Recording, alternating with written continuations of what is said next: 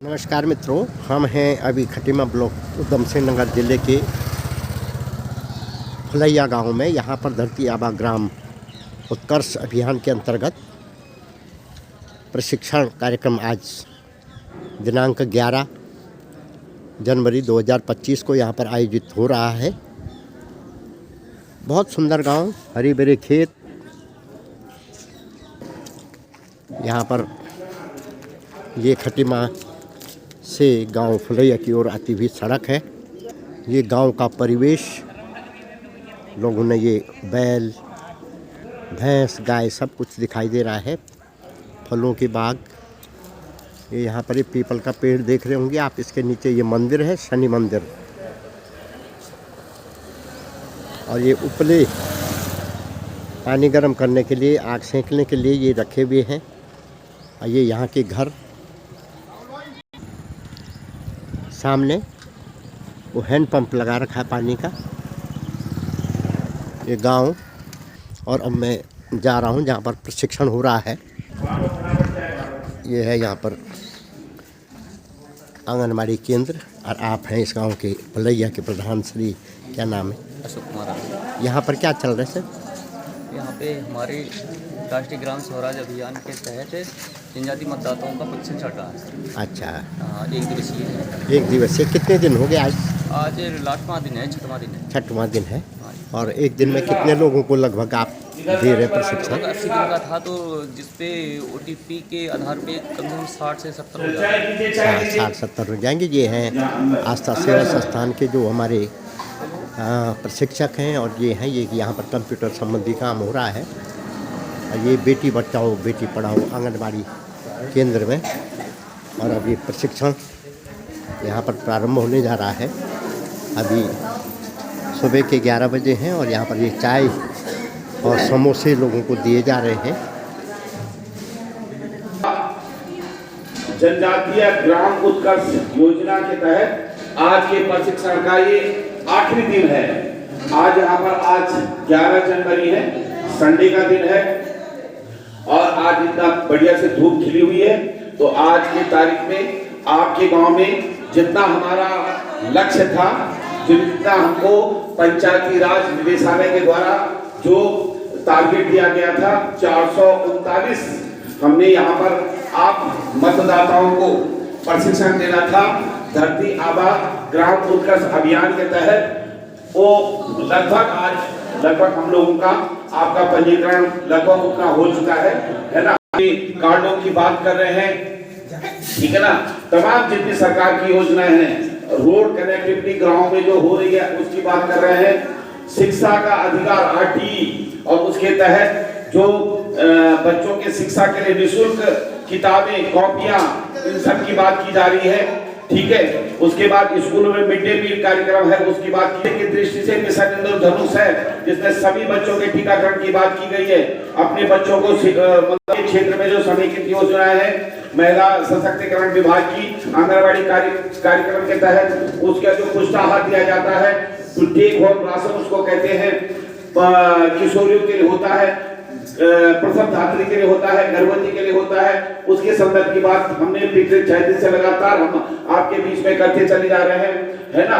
इसके अलावा आपका जो है ना CSC सेंटर में विभिन्न जो सेवाएं मिल रही हैं। इसके अलावा जनधन योजना की बात मैंने आप लोगों के बीच में कही कि हर घर में एक क्या कहते हैं, हर घर में आप लोग, हर परिवार से आपका बैंक में खाता होना चाहिए। और आज सरकार की जितनी भी स्कीमें हैं उसको DBT सिस्टम कहते हैं। DBT का मतलब हुआ डायरेक्ट बेनिफिशियरी ट्रांसफर।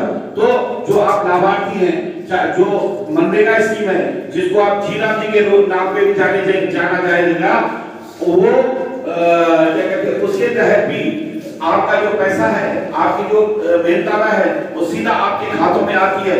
इसलिए आपको अपना जनधन योजना के तहत आपका बैंक में खाता होना चाहिए। शायद अधिकतर लोगों ने, जितना मैंने देखा है, आप लोगों ने बैंक में खाते कराए हुए हैं। तो इन सब तमाम योजनाओं के बारे में हम आपको बता रहे हैं। इस प्रशिक्षण का मुख्य उद्देश्य यही है कि आप जो जनजातीय समुदाय के लोग हैं वो मुख्य धारा में आगे रहें, आप कहीं पिछड़ न जाएं। शिक्षा के क्षेत्र में, स्वास्थ्य के दृष्टि से, महिला सशक्तिकरण के दृष्टि में, खेतीबाड़ी आपके पास इतनी ज्यादा है। आप प्रधान साहब जैसे बोल रहे थे कि आप अपने खेत का मूल्य नहीं समझते हैं, ठीक है ना, बट ऐसे वो कर रहे हैं, तो आप अपने खेत खलियान करिए। खेत खलियान से आपकी आजीविका बढ़ेगी। दुनिया भर आप जो आप धान उगाते हैं, गेहूं उगाते हैं, गन्ना उगाते हैं, उनसे जो कैश क्रॉप, उनसे जो पैसा आप मंडी में बेच करके कमाते हैं, तो ये बहुत सारी योजनाएं हैं जिसके संदर्भ में, जिसका मुख्य इस प्रशिक्षण का मुख्य उद्देश्य यही है कि आपको बहुत सारी स्कीमों के बारे में, सरकार की जितनी भी योजनाएं हैं उनके बारे में आपको अवगत करा देना है। आपको देखो, खाना उसको मिलता है, एक बोलता है करनी और करतूत, बैंक उनको अनुदान दे रहा है। मैंने कल भी आपको बताया था कि अगर एक बार आपकी स्वयं सहायता समूह ने छोटी छोटी बचत की है और बैंक में खाता खोला है और उसके बाद उससे लगभग 10,000 रुपए से आपने बैंक में खाता खोल दिया है, तो बैंक उसमें 4 गुना फंडिंग करता है। और ब्याज से खुद बहनों ने ये चीज मानी है कि हाँ, फिर हम छोटे मोटे कामों के लिए, किसी के यहाँ सगाई है, किसी के यहाँ अन्य कार्यक्रम है, किसी के यहाँ बिटिया की मंगनी हो रही है, तो ये सब चीजों के लिए भी आप लोग वो लोन ले रहे हैं, फिर ब्याज समेत पैसा लौटा रहे हैं समूह में, तो इतना अच्छा चीज है। तो बहुत सारी चीजें हैं। जल जीवन मिशन के संदर्भ में मैंने आपको पिछले 5 दिन से समझाता जा रहा हूँ कि जल जीवन मिशन इतनी अच्छी योजना है कि हर इवेंट है आपका, कहीं पर भी आप जाएंगे तो आप सौभाग्यशाली हैं कि आपके यहाँ छोटा हैंडपंप लग जाए, कि गांव-गांव में नल लगे हैं, घर-घर में नल लगे हैं, उसमें पानी आ रहा है। पानी समिति की 5 बहनों ने ये देखना है कि हमारे गांव में नल पाइपलाइनें सही बिछी हुई है। जितना 5-6 दिन से मैं उनको देख रहा हूँ, इतना उनका मनोयोग से वो इस गांव को आगे ले जाना चाह रहे हैं। उनके परिवार में पहले बीडीसी मेंबर भी थे, उन्होंने मेरे को काम दिखाया है कि हमने खड़ीचा बनाया, ये सब चीज किया। तो अभी बहुत मन से आपके बीच वो चाहते हैं कि का अपना नेटवर्क भी है। मेरे फुलैया में सड़कें हों, मेरे फुलैया में क्या कहते हैं, ये देखिए जगह जगह उन्होंने बैठने के लिए व्यवस्था बनाई है। अब जहाँ दुकानें हैं, आपका खड़ीचा है, वहाँ पर खड़ीचे बिछे हुए हैं, बैठने के लिए सीट लगाई हुई है। कल ही मेरे से कह रहे थे कि अगर मैं कहीं से व्यवस्था बना सकूंगा, मेरे लिए मैं व्यवस्था कर दूंगा। तो इस में हम लोग ये ट्रेनिंग ले रहे हैं। क्या कहते हैं, पंजाब इतना धनाढ्य प्रदेश है, इतना धनाढ्य, सारे देश के लिए गेहूं का उत्पादन करता है, लेकिन वहाँ की युवा पीढ़ी, कुछ जगहों पे युवा पीढ़ी नशे के सेवन में आ गई है, नशे के चपेट में आ रही है, तो ऐसे में फिर बर्बाद हो जाता है।